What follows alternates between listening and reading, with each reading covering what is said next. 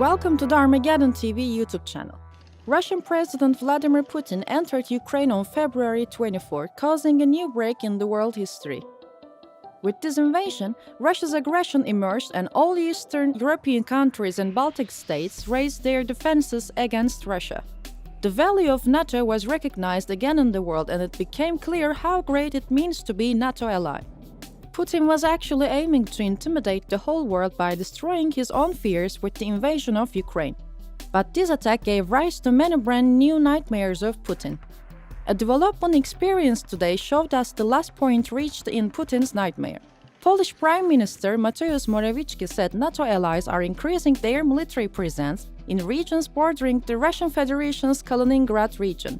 Kaliningrad is a very critical piece of land for Russia. Located almost in the heart of Eastern Europe, Kaliningrad also connects Russia to the Baltic Sea. For this reason, it has a great value like Crimea for Russia. That's why Poland knows how critical it is and is increasing its presence on the Russian border day by day. During a meeting with voters in the Warmian-Mazurian voivodeship, the Polish Prime Minister complained that local residents were afraid of being close to the Russians. The Polish Prime Minister said that residents should not be afraid of the current situation as the Polish army and NATO allies increase their military presence. Morawiecki noted that international NATO troops are located near Brno-Piska. The army is strengthening its defense capacity in the region bordering Poland's Kaliningrad region. Considering this is a NATO preparation, one of the closest contacts between the Russian army and NATO since the Cold War is taking place right now. In addition, the Polish Prime Minister said that NATO is aware of the danger from Russia, so work is constantly underway to strengthen the eastern flank of the alliance. NATO military presence on the Polish border had grown to over hundreds of thousands in the first days of the invasion. This was the figure with the Polish military presence.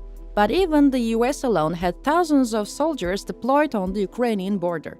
Together with this, NATO said that military presence will be tripled after the summit in Madrid. Now that the alliance has decided to permanently triple the number of its troops on the Russian border in Eastern Europe, it has put another major obstacle in the way of the Russian threat. Morawiecki said that in the north, NATO's eastern flank will become stronger with Finland joining the North Atlantic Alliance. He added that, despite Russia's aggressive policy, security in the region will increase. With Finland and Sweden joining the alliance, the NATO map drawn by Russia's President Vladimir Putin's own hands has been completed, and with the new mission he has assigned to NATO, there is now a much stronger alliance against Putin. Poland had previously made a statement about the Suwalki corridor and announced that it would strengthen the Suwalki corridor between Belarus and Kaliningrad. Polish Prime Minister Mateusz Morawiecki said that Poland, Estonia, Latvia and Lithuania expect NATO to strengthen the defense of the Suwalki corridor between Belarus and Kaliningrad and asked the countries of the region to fully support the defense corridor to be built against Russia. The Suwalki corridor is a section of territory about 100 kilometers long, through which the border between Poland and Lithuania passes. Hypothetically, this section hosts a land-off corridor connecting Belarusian territory with Russia's Kaliningrad region. Even the fact that the doors of this corridor were closed to Russia at that time infuriated Vladimir Putin. The Suwalki gap is causing concern in the West, as Russia may seek to seize this division to cut off Estonia, Latvia and Lithuania from other NATO members. According to the military, if an armed conflict occurs in the region, it will become a direct conflict between Russia and NATO, which could lead to the Third World War. Since this is a situation that Russia cannot afford at the moment, European countries are using this situation on their advantage. In the week of the announcement, Lithuania restricted the passage of Russian cargo to Kaliningrad from its territory in connection with European sanctions, which led to further deterioration of relations between Moscow and Western countries. Lithuanian authorities announced the expansion of restrictions on transit to Russia's Kaliningrad region following threats from Moscow. Restrictions on freight transport now also apply to road transport. The permit will remain only for the transport of goods by sea. At the same time, Polish Deputy Prime Minister and Minister of National Defense Mariusz Błaszczak said that Poland's goal is to become the largest NATO force in Europe. He stressed that the Polish army must be so numerous and powerful that it scares away all attackers. He stated that the Kremlin cannot attack the strong, they will only attack the weak ones. Expressing that there will be no stronger country in Europe than Poland in terms of both artillery and armed forces, Błaszczak said that they are on the front line and they need to be much stronger because they are bordered by Belarus and Russia. When asked if Poland had a response to Russian attacks, he said, "Already this year we will receive the first Patriot anti-aircraft launchers ordered in 2018. There will also be a battery similar to the British Sky Sabre short-range system. Finally, we have Thunderbolts that have proven themselves in Ukraine. It will be a multi-layered cover whose structure is already very advanced."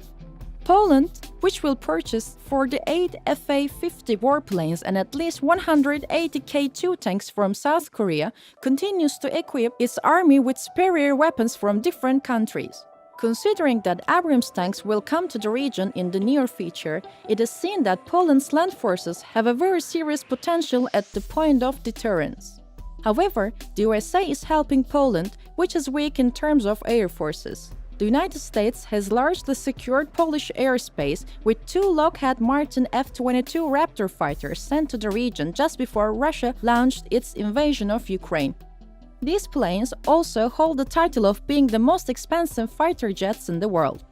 The USA does not sell these high-tech and extremely expensive warplanes to any country. However, since the defense of Poland was critical at that time, the US Army transferred these warplanes from Germany to Poland under NATO. On the other hand, the European Union continues its harsh sanctions against Russia. The countries of the European Union extended sanctions against Russian Federation for another half year for its aggression against Ukraine. Thus, the sanctions against the Russian Federation will remain in force until at least January 31, 2023. In fact, until the signing and process of the agreement for the food corridor in the Black Sea, the European Union started to ease the sanctions. However, just one day after the signing of the agreement last Saturday, Russian missiles hit the port of Odessa, which changed the European Union's stance. The website of the Council of the European Union reports that the sanctions cover a wide range of sectoral measures. They particularly affect the financial sector, technology, energy, bivalent goods, industry, and luxury goods. This is seen as one of the nails in the Russian industry, which is about to end. It is no longer clear whether the Russian economy will be able to fix the disintegrated army. Russian President Vladimir Putin has to remember that he did all this with his own hand. Russia not only disgraced itself and tarnished its reputation with the invasion it launched in Ukraine, but also made Finland and Sweden enemies to itself and paves the way for Poland to become the largest European army against Russia.